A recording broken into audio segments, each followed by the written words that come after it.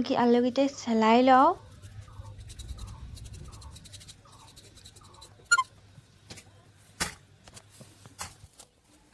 ইয়াৰ পাছত মই দিম ওলকবি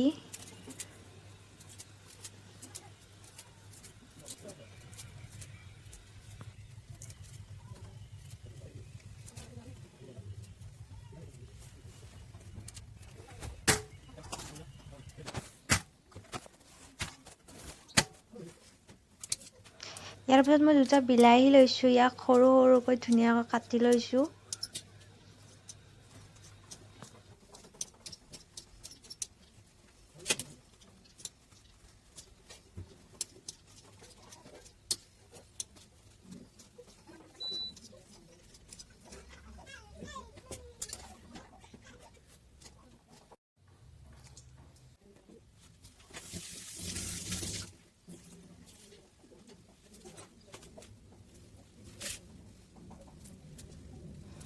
ইয়াৰ পাছত মই জলকীয়া কেইটা কাটি লৈছোঁ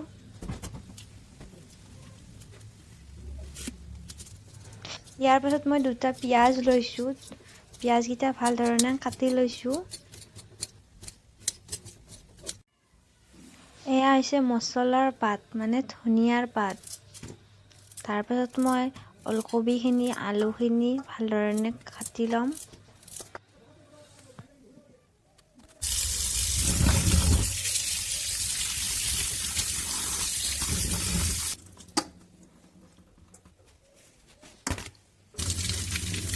ইয়াৰ ভিতৰত মই আপোনালোক আৰু এটা বস্তু দেখুৱাম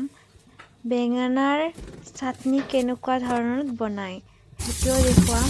এয়া মাছখিনি মই ভাল ধৰণে ধুই লৈছোঁ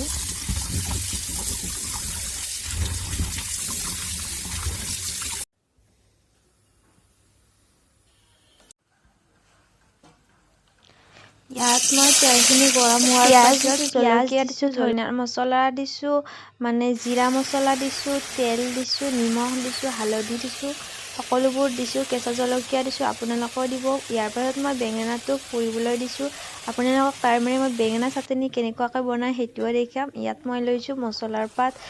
কেঁচা জলকীয়া পুৰি লৈছোঁ পিঁয়াজ সৰু সৰুকৈ কাটি লৈছোঁ আৰু বেঙেনাটোতো পুৰি লৈছোঁৱে ইয়াৰ পাছত মই ইয়াত অকণমান কেঁচা তেল মানে মিঠাতেল দিছোঁ তাৰ পাছত অকণমান মানে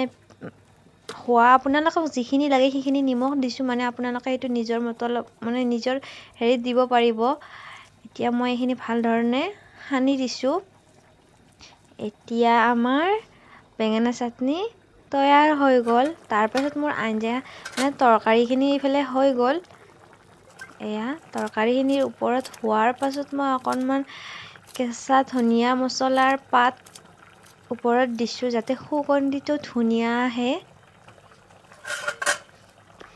এতিয়া আমাৰ ৰেচিপি মানে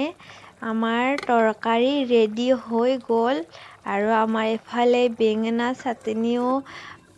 ৰেডি হৈ গ'ল আমি এতিয়া গেছ অফ কৰিলোঁ এয়া বেঙেনা চাটনি তৈয়াৰ হৈ গ'ল তাৰ পাছত এয়া হ'ল তৰকাৰী ৱাও